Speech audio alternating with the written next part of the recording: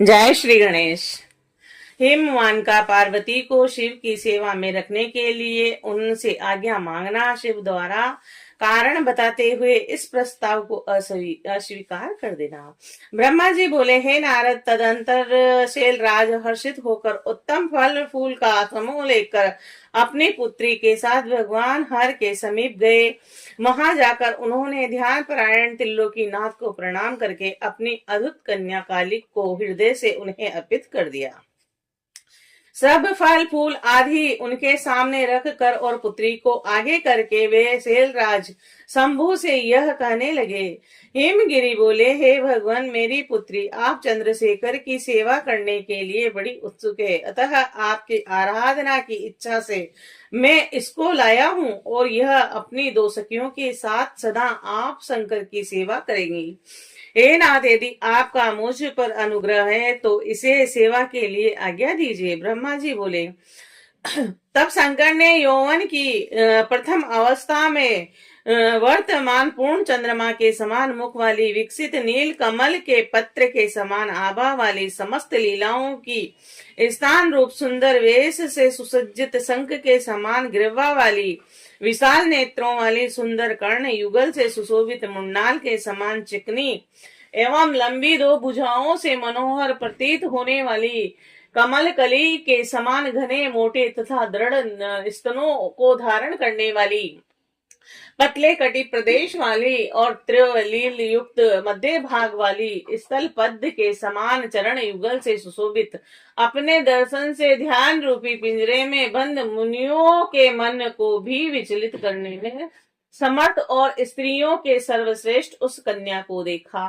और ध्यानियों के भी मन का हरण करने वाली, विग्रह से तंत्र मंत्रों को बढ़ाने वाली तथा काम रूपणी वैसी उस कन्या को देखकर उन महायोगियों ने शीघ्र दोनों नेत्र बंद कर लिए और वह अपने उत्तम परम तत्वमय तीनों गुणों से परे तथा अविनाशी स्वरूप का ध्यान करने लगे। उस समय सर्वेश्वर सर्वव्यापी तप करते हुए बंद नेत्रों वाले, चंद्र कला रूप आभूषणों वाले, जटा धारण करने वाले, वेदांत के द्वारा जानने योग्य तथा उत्तम आसन में स्थित शिव को देखकर महात्मा हिमालय ने उन्हें प्रणाम किया। वह पुनः संशय में पड़ गए और इसके बाद वाक्य वेताओं में श्रेष्ठ गिरीश्वर जगत के एकमात्र बंधु शंकर से यह वचन कहने लगे। हिमालय बोले, हे देव देव, हे महादेव, हे करुणा के सागर, हे शंकर, हे विप्रो, आंखें खोलकर मुझ शरणागत को देखिए। हे शिव, हे सर्व, हे महेशान, हे जगत को आनंद प्रदान करने वाले प्रभु, हे महादेव, मैं संपूर्ण आपत्तियों को दूर करने वाले आपको प्रणाम करता हूँ। हे देवेश, वेद और शास्त्र भी आपको पूर्ण रूप से नहीं जानते, क्योंकि आपकी महिमा वाणी तथा मन के मार्ग से भी सर्वथा परे हैं। सभी श्रुतियां भी आपकी महिमा का पार न पा सकने के कारण चकित होकर नेति नेति कहते हुए सदा आपका वर्णन करती है, और फिर दूसरों की क्या बात कही जाए। बोध से भक्त ही भक्ति के द्वारा आपकी कृपा प्राप्त करके उसे जान सकते हैं, क्योंकि आपकी शरण में आए हुए भक्तों को कहीं भी भ्रम आदि नहीं होता। और अब आप दया करके इस समय मुझ अपने दास का निवेदन सुने। हे देव, हे तात, मैं आपकी आज्ञा से दीन होकर उसका वर्ण कर रहा हूँ। हे महादेव, हे शंकर, मैं आपकी कृपा से भाग्यशाली हो गया हूँ। हे नाथ, मुझे अपना दास समझकर मुझ पर कृपा करे, आपको नमस्कार है। हे प्रभु, मैं आपके दर्शन के लिए प्रतिदिन इस कन्या के साथ आया करूंगा। हे स्वामी, मुझे आज्ञा प्रदान कीजिए। ब्रह्मा जी बोले। उनका यह वचन सुनकर अपने नेत्र खोलकर ध्यान लगाकर और कुछ सोच विचार कर देवेश्वर यह वचन कहने लगे। महेश्वर बोले, हे भक्त, अपनी कन्या को घर पर ही छोड़कर नृत्य मेरे दर्शन के लिए आप यहाँ आ सकते हैं, अन्यथा मेरा दर्शन नहीं होगा।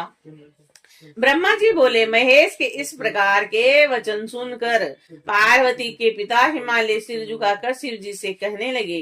हिमाचल बोले, हे प्रभु, इस कन्या के साथ आपके दर्शन के लिए किस कारण से मुझे नहीं आना चाहिए, इसे बताइए।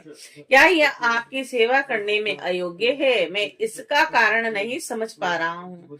फिर ब्रह्मा जी बोले, तत्पश्चात वृक्ष ध्वज शंकर विशेष कुयोगिनियों का लोकाचार देखते हुए हंसकर हिमालय से कहने लगी। शंभु बोले, हे शैलराज मनोहर नितंब वाली तन्वी चंद्रमुखी तथा सुंदरी, इस कन्या को मेरे सन्निकट मत लाइएगा।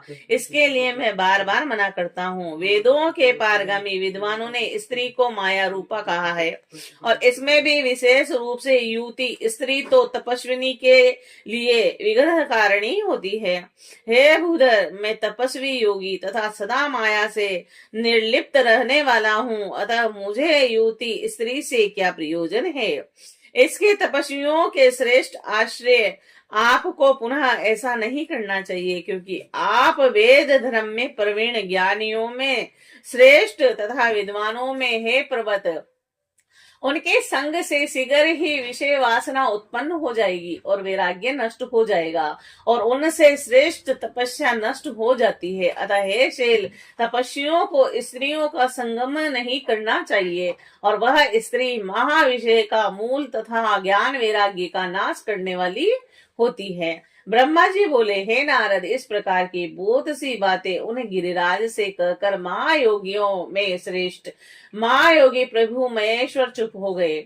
और हे देवेश, उन शंभु का यह इस पुहार रहित निरामय तथा निठुर वचन सुनकर काली के पिता हिमालय विस्मय में पड़ गए, और वह कुछ व्याकुल से होकर चुप हो गए। और उस समय तपस्वी के द्वारा कही गई बात को सुनकर और गिरिराज को आश्चर्य में पड़ा हुआ विचार करके शिव जी को प्रणाम कर भवानी उनसे विशद वचन कहने लगी। श्री शिवाय नमस्तुभ्यम।